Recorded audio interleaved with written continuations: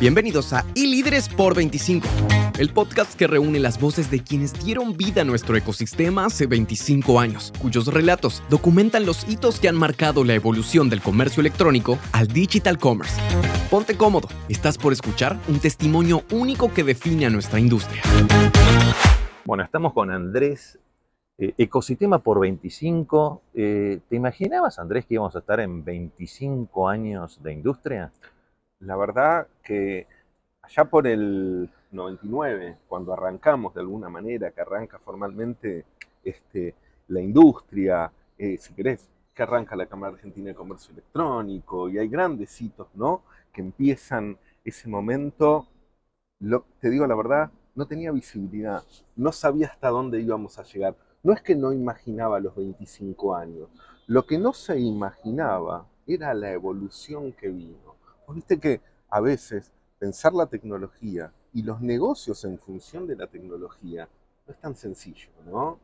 Porque ¿quién sigue siendo comercio, ¿no? Sí, como digo yo siempre, sí, ¿no? No, sigue siendo, ni hablar. Porque es un habilitador. Es el comercio clásico acelerado por la tecnología que nos permite, la verdad, que un montón de capacidades, funcionalidades y opciones que a veces el comercio físico no tiene. No me quiero ir muy lejos, pero ya que te hablo del comercio físico y lo comparo con el comercio digital, la posibilidad de la personalización que tenemos hoy en los e-commerces es algo que es más complejo en el comercio físico. Ya vamos a entrar en eso, no te me adelantes. Pero yo viste que tengo con mi casco de Ayrton Senna, sí, y te lo voy a entregar porque vos sos el Ayrton Senna del Digital Commerce en Argentina, ¿no? Bueno, excelente. Y tenés que presentarte y contarnos cuándo te cayó en la pelada, porque la pelada te la conozco casi desde los orígenes. Sí.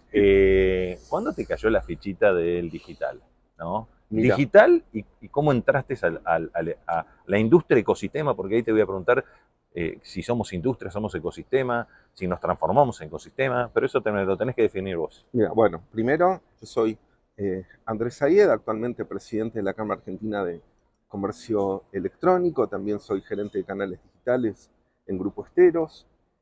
Que es Musimundo, ¿no? Claro, entre una de sus marcas. Entre las marcas que tiene, sí, explota. Me gusta Musimundo. De la marca Musimundo, de la marca Me Gusta. Bien. Pues es que yo estoy formado como programador, yo estudié programación. Es un defecto genético. Sí, es un problema. De algún lado venía. Exactamente.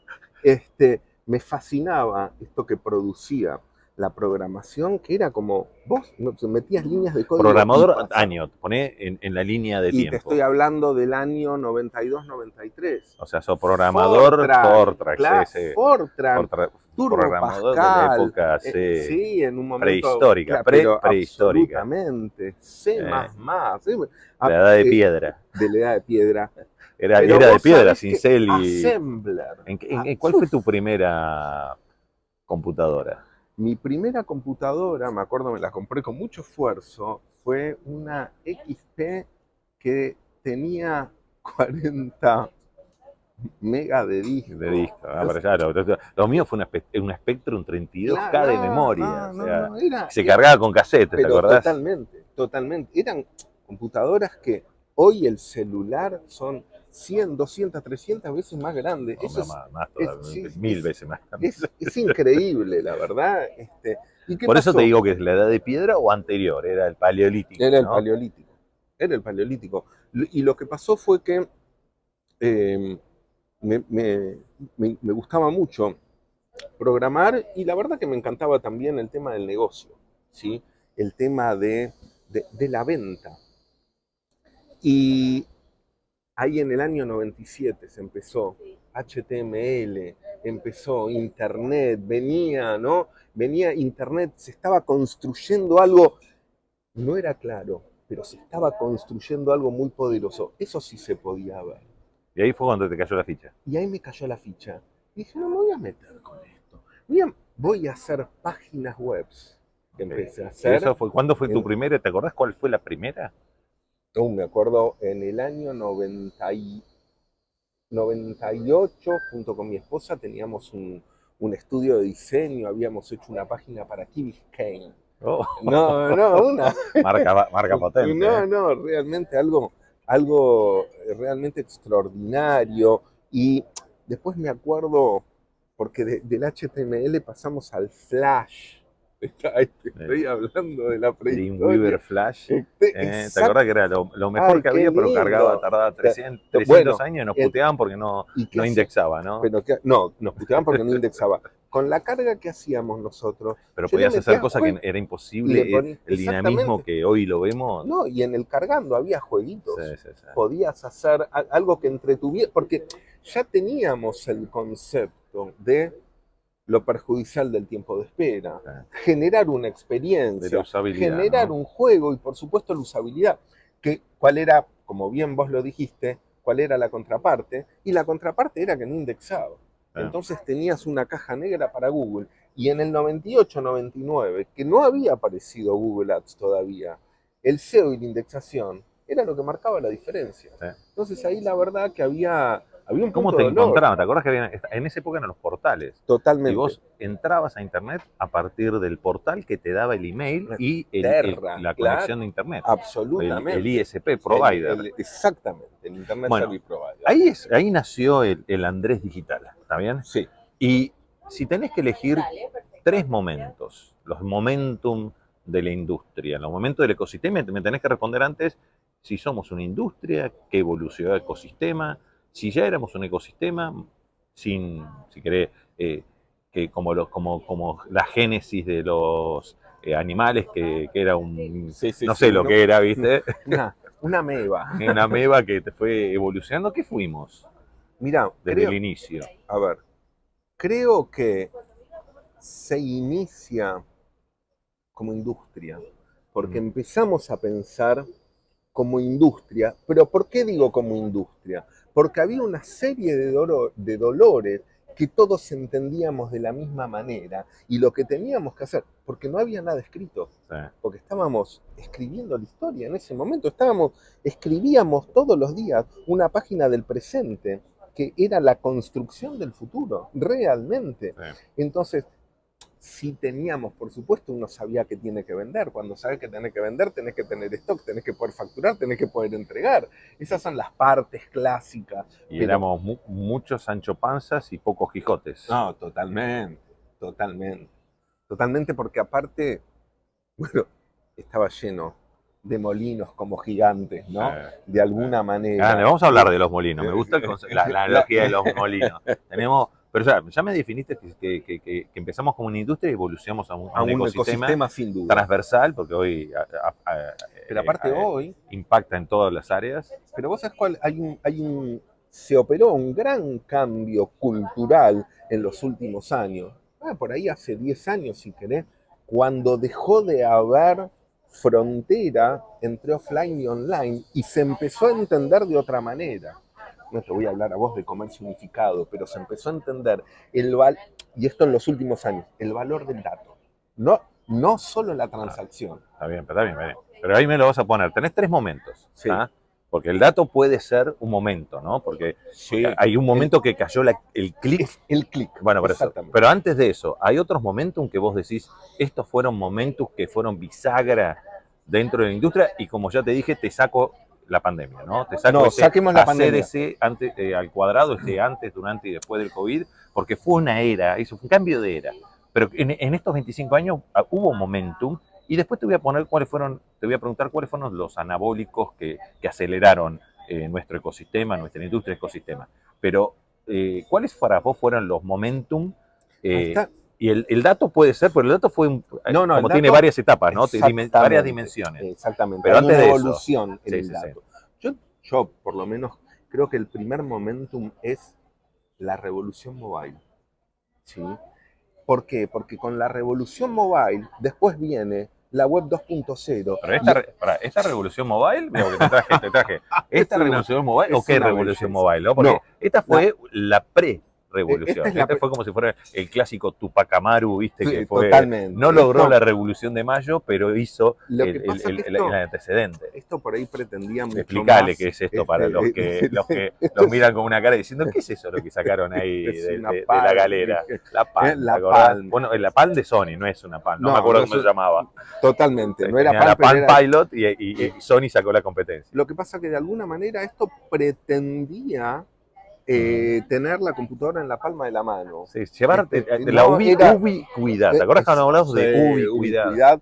Sí, ubicuidad fue un gran momentum que supimos aprovechar, Sí. que eso viene de la mano de la evolución tecnológica de la transferencia de datos también. Sí, pero Porque entonces 2007 vamos a ponerlo con, Sí. con el primer Con iPhone el primer 4 iPhone, que, sí, absolutamente. que ¿te acuerdas que, Un- que fue un algo hito. poco, fue un cambio gigantesco porque pasó a tener muchas más funcionalidades, pero la usabilidad no era tan buena porque no había totalmente. contenido, Es que no pero teníamos, dio el a ver, primer paso, ¿no? Dio el ecosistema para crear una plataforma sobre eso. fue absolutamente disruptivo, porque aparte nos obligó a pensar en función de.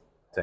Eso fue lo que cambió. 1, 2, 3, 4 años antes del iPhone no nos imaginábamos viendo videos en celular. Bueno, era el 70% era BlackBerry, Nokia, Motorola. Absolutamente. Y vos, yo éramos fanáticos de BlackBerry, Yo tenía BlackBerry, del RIM, pero ¿viste? por supuesto. Del BB y tenía Symbian, era el de BlackBerry, sí. Sí.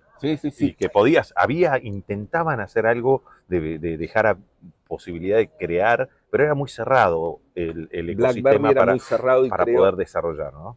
Pero eso fue un gran aprendizaje. Hay que crear ecosistemas abiertos. Hay que crear ecosistemas abiertos que puedan ser o semicerrados. Bueno, porque no te olvides que estuvo jardín abierto, la gran discusión jardín abierto, Android, jardín cerrado o semicerrado, iOS. Pero eso fue, creo que también, esa pelea también trajo una evolución, porque es bueno para la innovación, ¿no? Por supuesto. Porque nos obligó a todos, ¿te acuerdas? Que teníamos la época de el full responsive, y si era, no me acuerdo cómo lo llamamos, que tenía que ser homologado para sistemas operativos, porque aparte no era el tema de pantallas, era de sistemas operativos. Funciona con Chrome, funciona con Explorer, funciona con Safari, funciona con... Pero es un poco esto de con Firefox. Todos los protocolos que tienen que ser de alguna manera compatibles para que funcione con todo. Como bien vos dijiste, mira, me trajiste algo que me había olvidado, pues yo me había olvidado de este problema que teníamos incluso al desarrollar, que tenía, hay que probarlo con este, porque se caía. Ahí tenés un momento, ¿no? Que tiene que ver con cómo la tecnología evolucionó y nos obligó a nosotros a pensar la usabilidad y cómo iba a ser la relación del usuario con ese contenido. Teníamos que empezar a pensar en contenido que pueda ser la usabilidad y si querés, utilidad, no solamente la usabilidad, sino la utilidad que le iba a dar al dispositivo. Pero eso, como veníamos recién hablando con los datos, tuvo como si fueran sus dimensiones que fueron impactando y a su vez tuvieron sus momentos que llevaron tiempo, porque ¿te acuerdas cuando nos poníamos a pensar en el 2007 y decíamos, llegar a los primeros 1.000 millones de usuarios de smartphone? Decían, no, pero va a ser... Y es tan costoso este dispositivo que nadie lo va a incorporar, va a ser solamente para una clase ABC1, como mucho, ¿viste? C2, Totalmente. y de repente pasó a ser un estándar. Pasó a ser el dispositivo por el cual... Y antes comprabas en el desktop, y si eras suertudo, tenías tu notebook, pero la compra se hacía en un lugar fijo, entre comillas. Absolutamente. Y ahí pasó todo a ser ubicuo. Y en esa ubicuidad también apareció el marketing del tiempo muerto. Empezar a entender los momentos del usuario. Está viajando, con qué lo impacto. Ahí vuelvo otra vez el que pueda manejar en un solo dedo, ¿te acordás? Totalmente. Que pueda estar... ¿Cómo pensábamos la usabilidad, ¿no? Cómo los botones tenían que estar cerca del dedo que estabas usando. Eso la verdad que realmente fue un gran diferencial. A mí me gusta mucho cómo nos obligó a pensar de otra manera. Eso es lo que me gusta. Y cómo nos puso en una vara que no todavía la estamos surfeando, porque más allá de que tenés más del 90% en muchos segmentos o usuarios de navegación es por el mobile, seguimos sin, en muchos casos, dominarlo totalmente, ¿no? Totalmente. Y bueno, a nivel grandes números, el 50 al 55% de las compras Sí, ya son pasa. mobile, pero vos tenés, como bien dijiste, entre el 75 y el 90% de la navegación mobile, pero no así las compras. Entonces, ahí todavía tenemos que pensar qué deuda tenemos que saldar con el usuario. Y en el medio tuvimos la muerte de los navegadores. Totalmente. Porque en el medio el mobile trajo las apps y las super apps, y si nos ponemos a pensar, muy poco de nosotros estamos usando el navegador tradicional, totalmente. porque utilizamos la app del navegador o la app del buscador o la app de una super app para terminar llegar a usar la usabilidad de ese Bueno, mobile. esa super app me parece que nos están enseñando de usabilidad y el valor para el usuario de tenerla instalada y no desinstalársela, ¿no? Que después vamos otra vez, porque me acerco a los datos, pero antes tenemos que hablar de los eventos masivos de conveniencia como Cyber Monday y Hot Sale. Esos fueron, ¿por qué un gran acelerador? Yo me acuerdo que al principio éramos 10, 11, 12 empresas y Fueron dos, sí. nos caíamos. Bueno, eso para los 25 años a esas dos empresas hay que hacer un reconocimiento ¿Y cómo especial. nos caíamos? Sí. Y yo tengo un hito en mi vida de e-commerce que fue, nosotros estábamos pero el primero fue Cyber Monday y Hot Sale, y de repente, primero que empezó a haber mucho tráfico y se cae el sitio. Happy problem, pero anda a explicárselo al directorio, ¿no? Claro, a levantar los servidores. Y se cae el sitio y no terminábamos de entender qué pasaba.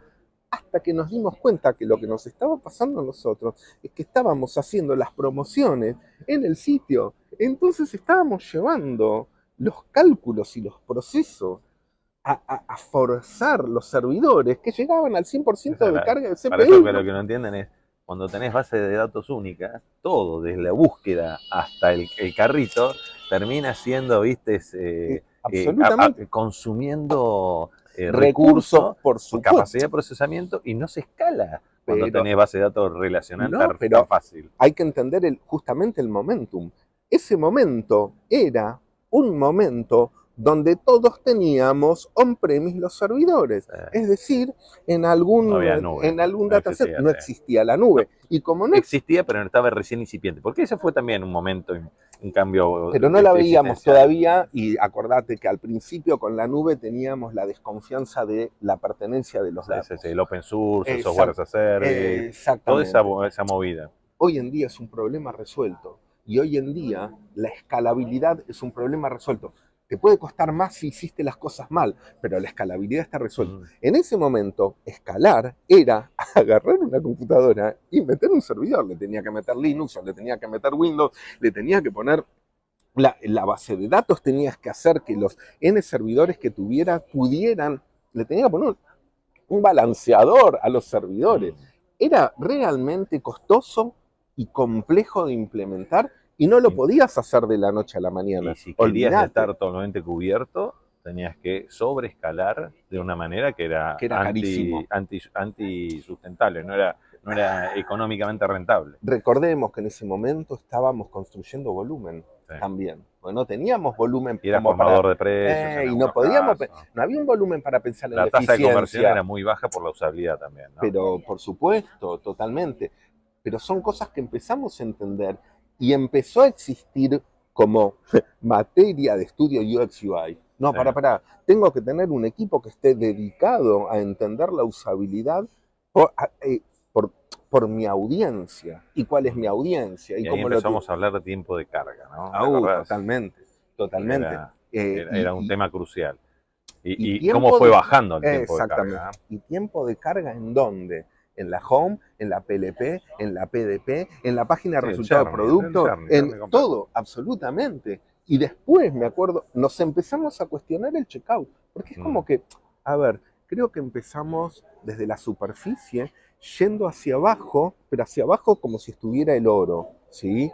Donde estaban en el fondo del mar las pepitas de oro, entonces empezamos a bajar, hasta que un día entendimos, no, pará, cómo le tengo que mostrar en el en dónde pierdo en el checkout, en dónde pierdo tráfico.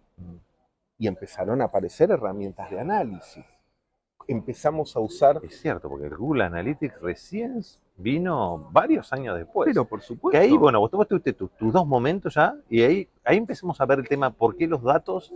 Porque no es el tema del Big Data o de ser data driven, que nació como, no sé, vino el Espíritu Santo, Sí. la ameba, como decimos, otra ameba. La ameba que evolucionó. Y evolucionó automáticamente, porque ahí sí creo que fue la ameba que fue evolucionando, Totalmente. porque empezamos con la necesidad, ¿no? ¿Cómo resolvemos esa necesidad? Pero yo, ¿sabes qué? Yo tengo que traer el profesionalismo, porque mientras crecíamos y empezamos, hay una nube de blur, algo borroso que empezamos a ver. En un momento empezamos a entender que había un gran negocio y ahí nos profesionalizamos.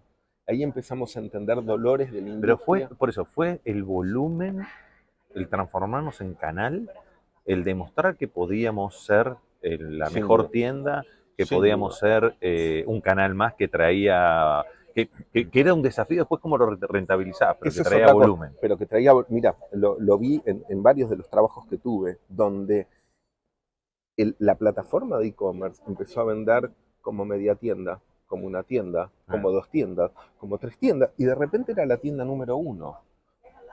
Entonces, ahí lo primero que pasa es que las empresas te empiezan a mirar, nos empezaron a mirar. Pero ¿cómo que están? ¿Pero por qué? ¿Pero cómo es que entra este volumen de venta por acá? Y una vez que nos empezaron a mirar, empezamos a pedir recursos, justamente. Por eso también hablo de el profesionalismo. Yo creo que hay algo emprendedor muy valioso en el e-commerce, en los que hacemos e-commerce. ¿Sabes qué? No nos conformamos. Estamos contentos, pero no conformes. Bueno, ¿Qué nos falta? Porque vos lo podés pensar ahora. El e-commerce, el comercio electrónico, el digital commerce, si querés, es status quo. A nadie ni se le ocurre no tener comercio electrónico, bueno, ya sea social commerce, conversational commerce. Digo, no importa, ya vendas en una... aunque sea en WhatsApp. De alguna manera vos Sí, lo tenés que pero entender. la pregunta ahí vos lo ves como, yo creo que fue algo nativo de nuestra industria y de nuestro ecosistema, que la necesidad de resolver temas complejos en forma sencilla constantemente, porque cada vez que teníamos más volúmenes, teníamos más desafíos. Totalmente. Y se generaron, y aparte teníamos dimensiones, que era la dimensión de, si querés, la evolución de los dispositivos, la dimensión de la evolución de los modelos de negocio, los jugadores, los players que se metían, que empezabas a ver modelos disruptivos. ¿Te acuerdas cuando acordémonos de Groupon, acordémonos de Uber, acordémonos de Airbnb, acordémonos de todos esos que vinieron, eran bombas atómicas que tenías, porque Mercado Libre, quieras o no fue una bomba atómica, porque empezó en el 99, fue un copycat de eBay y tuvo su ramp up, ¿no? Que fue subiendo. Pero tuvimos bombas atómicas que fueron anabólicos, ¿no? Fuertes anabólicos. Ya tenés los 3 momentos, ¿no? Y me gustaría que profundice un poco, porque los datos empezaron ahí, pero hoy, en el fondo, evolucionaron como las olas, ¿no? Vos tenés la ola de los buscadores, la ola de las redes sociales y ahora la ola del retail media, pero los datos fue como algo que tuvo como distintas avenidas con las cuales fue evolucionando, porque tenemos la avenida de, si queremos el retail media, tenemos la avenida de todo lo que es la personalización y el impacto en la tienda física, el comercio unificado, y tenés una avenida que está relacionado con blockchain, que es empezar a decir, bueno, ahora tengo un montón de data y esa data empieza con el concepto de open data a generar negocios detrás de negocios y nuevas plataformas para hacer cosas. Totalmente. Creo, a ver, me voy a quedar con esto que me encanta, retail media y el negocio detrás del... El negocio sobre el negocio, que lo traigo... Sí, mejor que detrás del negocio, claro, porque antes era el crédito personal y detrás del negocio. Ese es el detrás del negocio, pero este es sobre el negocio. Sí, sobre el negocio. ¿Cómo hacemos más plata con lo que Está ya bueno tenemos? ese concepto. Todo el mundo habla detrás del negocio y es verdad que es sobre el negocio. Porque aparte lo que hace es, como Petrodato, se retroalimenta con la transacción, pero por supuesto, y con el SKU. Y no solo con la transacción en sí, con lo que hizo, con lo que navegaba, con lo que navegó, pero todo desde dónde entra. Y un día, en esta en esta incomodidad que tenemos, en la búsqueda de la eficiencia, porque no nos conformamos con ser la tienda número 1 finalmente. Nos desafía, no, tiene que ser rentable esto. Claro. Entonces, pero ¿cómo puedo rentabilizar? ¿Viste? Algunos intentaron dar créditos, otros intentaron con garantías extendidas, pero no era lo mismo. Con Marketplace, Con profundizando, Marketplace. haciendo sourcing Marketplace. Pero ahí Absolutamente. creó distintas avenidas de ingreso el negocio, pero volvemos a los orígenes, porque los orígenes es comercio. Y Absolutamente. ese comercio, donde más impacta si tenés offline, es en el offline, el músculo del online. Absolutamente. Por eso digo, nos dimos cuenta que no era solo la transacción, sino todo lo que pasaba, porque después, si nosotros y alguno, hay proyectos encaminados, entendimos la omnicanalidad como algo que iba mucho más allá que retiro en tienda, que redimir un cupón. La omnicanalidad era, ¿qué están haciendo online u offline? ¿Cómo uso esos datos para mejorar la experiencia? Un segundo, cuando vos hablas de comercio, cuando uno piensa en comercios, por ahí en comercio de cercanía, ¿qué es lo que piensa? No, porque tal me conoce y sabe lo que me gusta. Y eso también lo trasladamos con la proximidad, personalización. sí. Pero pensaba una cosa que yo el otro día lo estuve razonando cuando uno hablaba de Unified Commerce o comercio unificado, y uno dice, bueno, pero si el digital, el e-commerce o el comercio electrónico como lo conocemos deja de existir y se unifica, ahí nace el concepto también de comercio unificado. Totalmente. Porque uno decís, es lo mismo, y lo que estamos haciendo es a ese cliente darle en los distintos puntos de venta y puntos de contacto una experiencia única. Pero ahí empezamos a dar un valor mucho más importante que ya lo tenía el retail, la marca, el emprendedor, que eran datos que ya tenía, pero no tenía capacidad de ejecutarlos. No, estaban los datos, de alguna manera no Siempre estaban. estuvieron desde la época de los fenicios, ¿no? Siempre. Pero creo que faltaba el concepto de explotar esos datos para generar un nuevo negocio. Sí. Vos dijiste retail media no es nuevo. Es viejísimo. Retail media es viejísimo. Inteligencia artificial es viejísimo. Claro, Ahora lo podemos ejecutar. Exactamente. Se masificó, se democratizó y se empoderaron no solamente el usuario final, sino la oferta, que son otros usuarios, porque no nos olvidemos que en las dos puntas tenemos consumidores, son personas de carne y hueso. Totalmente. Unas que consumen y otras que atienden. Totalmente. Y las que atienden consumen también, ¿no? Digo, sí, pero en el fondo son personas, o sea, más allá que le pongamos mucha tecnología como habilitador, siguen siendo personas que lo operan. Entonces eso es lo importante, que se ha hecho una humanización de todo este proceso, o sea, todo lo que nos trajo la Web3 como antesala del metaverso, el comercio conversacional, el concierge commerce, social selling, todo el tema del live shopping, nos dieron la posibilidad de una dimensión más que es la personalización y el trato más humano en todo ese proceso, que antes era muy bidireccional. Hicimos un camino, ¿no? Durante un tiempo en esta búsqueda de la perfección y de la eficiencia y de la personalización, nos volcamos totalmente a los algoritmos y en un momento ahí rescatamos lo humano en la relación. Entonces por eso aparece el comercio conversacional. Por eso el chat es chatbot, pero también tenés que tener a gente que pueda tener... el concierge commerce como concierge, y volvemos a la especialización, porque ahora de ser lugares donde se concentra todo, ahora vamos a empezar a ver lugares donde se personaliza y se especializa todo. Pero para ir ya cerrando para esta entrevista de Ecosistema por 25, dale, te voy a dejar que tires, pero tenemos que hablar de los anabólicos, sí, ¿tá? Y tenemos que hablar de esos grandes mitos que decíamos, ¿no? De los molinos.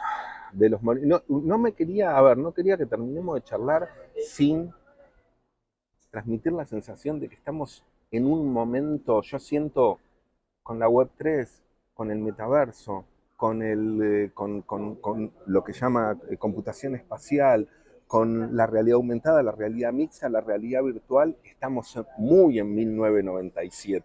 Me siento que estamos abriendo la puerta de algo absolutamente disruptivo, que le estamos buscando justamente la usabilidad, que le estamos buscando la función, pero que claramente, para mí, Vision Pro, los Vision Pro, es como el iPhone, es 2007. Sí. Empieza el una clásico nueva AI PIN, ¿viste? El sí, AI PIN sí. Es cierto, es un una interfase, porque recordemos que ese iPhone o ese Samsung que uno está utilizando, en 2 mundiales se deja de fabricar.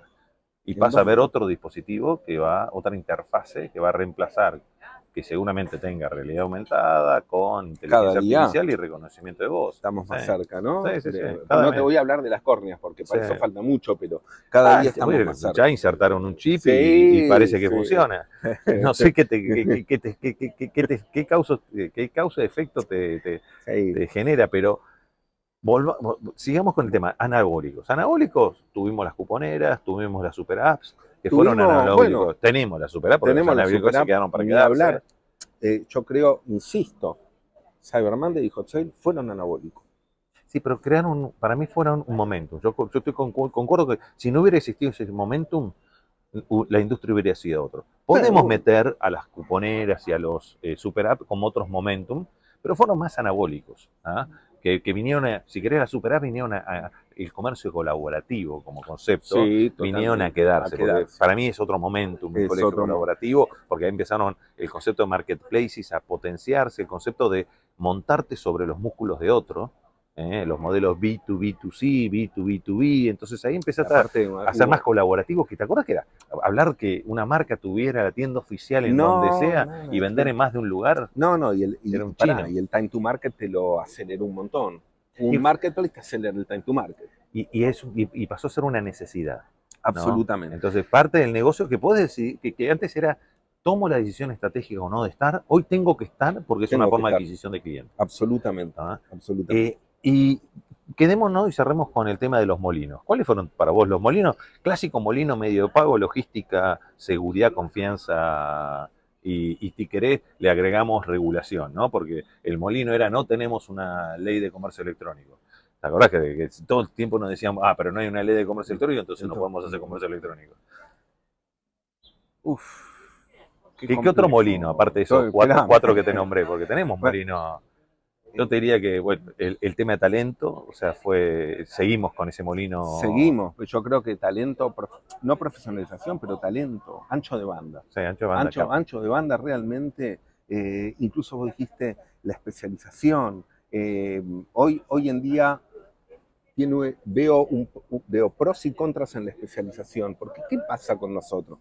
Yo soy grande, pero en su momento tuve que hacer somos todo. La primera generación de comercialistas. Tenemos nuestros, si querés, hijos y nietos. Absolutamente. No sé si llegamos a los bisnietos todavía. No, todavía no. Pero estamos. Pero ¿qué te daba?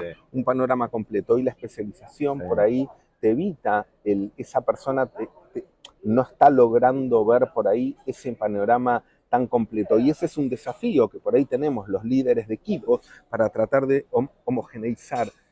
Hay algo, incluso en la información, que tiene que ver con molinos de viento, porque la información es un concepto muy grande. Vos dijiste, en algún momento hablaste de Big Data. Sí, es un concepto, pero ¿cómo lo explotamos? ¿Pero cómo armamos ese data lake para crear reglas de negocio para poder mejorar la experiencia de los usuarios on y off de todos los puntos con la... Ahí tenemos un gran molino contra el que hay que seguir peleando peleando en el buen sentido, luchando en el buen sentido. Yo creo que somos luchadores.